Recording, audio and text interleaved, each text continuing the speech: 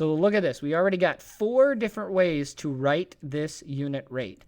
And the trick here is I labeled everything that I did. So down here, we have 20 cups of lemonade and $30. So now we read it out loud to ourselves, and we think, do we want cups per dollar or dollars per cup? And that second one sounds right to me. I'm pretty sure we're going to do $30 per cup. So now we got a bit of a problem. We have to simplify this as much as we can. I know I can divide both of these numbers by 10 to get $3 in 2 cups.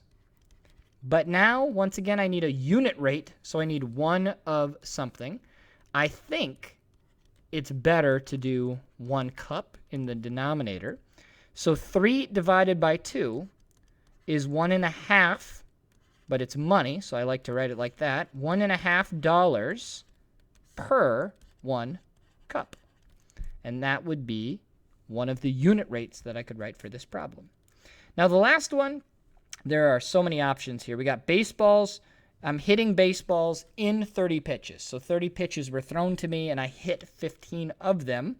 Now you once again could do baseballs per pitch or pitches per baseball. That's a little bit confusing. So I think if I hit the ball 15 times, so I'm going to write 15 hits and 30 total pitches. The unit rate, I can divide both of these numbers by 15. So that's 1 hit per 2 pitches. Or I could do what I did up here at the top. I can divide both of these numbers by 2 to get a half of a hit per pitch, which sounds a little weird to say, but if we're dealing with unit rates, nothing wrong with it. So now the question becomes, what do we use unit rates to do? So what we have here is a story problem. We have at Gabe's stables, there are 3 stallions and 15 mares. At Oliver's stables, there are 10 stallions and 12 mares. Where is there a lower ratio, so lower ratio, of stallions to mares? So stallions to mares. So for Gabe's, we have 3 stallions and we have 15 mares. For Oliver's, we have 10 stallions and we have 12 mares. And we want to know which is bigger. Whoops. Now, the fastest way to find out which fraction is bigger is to find a common denominator. The best way to find a common denominator is to simplify the fractions before we start. So for Gabe's, I'm going to divide both of these by 3 to get 1/5. Oliver's, I'm going to divide both of these by 2 to get 5/6.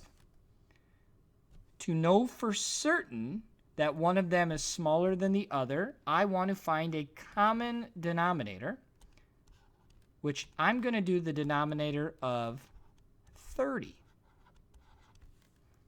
I take both of these times 5 to get 25/30, which means the lower ratio is Gabe's stables. And the reason why it was easier to simplify is because if we started this problem right away, I would have to find a common multiple of 15 and 12. But if I do what I just did at the end, I only need to find a common multiple of 5 and 6. So unit rates help you figure out equivalent ratios by making more manageable numbers. For the last problem, we're going to do another problem that can help us be solved with unit rates. So if I had 8 triangles, how many red circles would I have? And assuming it's going to stay at the same ratio. So what I want to figure out right away is what's the current ratio. So my current ratio is 1, 2, 3 triangles to 1, 2, 3, 4, 5, 6 circles. And I want to know if I had 8 triangles, how many circles would I have? So we want to solve for those circles. Well, we learned in the last section we have to find a pattern from one number to the next. But in this problem, there is no whole number that we can multiply times 3 to get 8.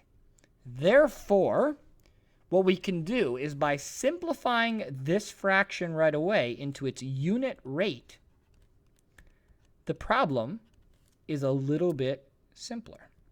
3 divided by 3 is 1. 6 divided by 3 is 2. And I keep it equal to 8 over x because we're looking for the number of circles. Well, now there is a pattern because 1 times 8 is equal to 8. Therefore, 2 times 8 should be x is equal to 16, or there will be 16 circles. And that is another thing that unit rates can help us do. So this video covered unit rates, which is when you are finding one of the values as a 1, or the other way to think of it is to simply simplify your ratio as far as you can, and then use that to help you solve problems. As always, if you have any questions, please let me know.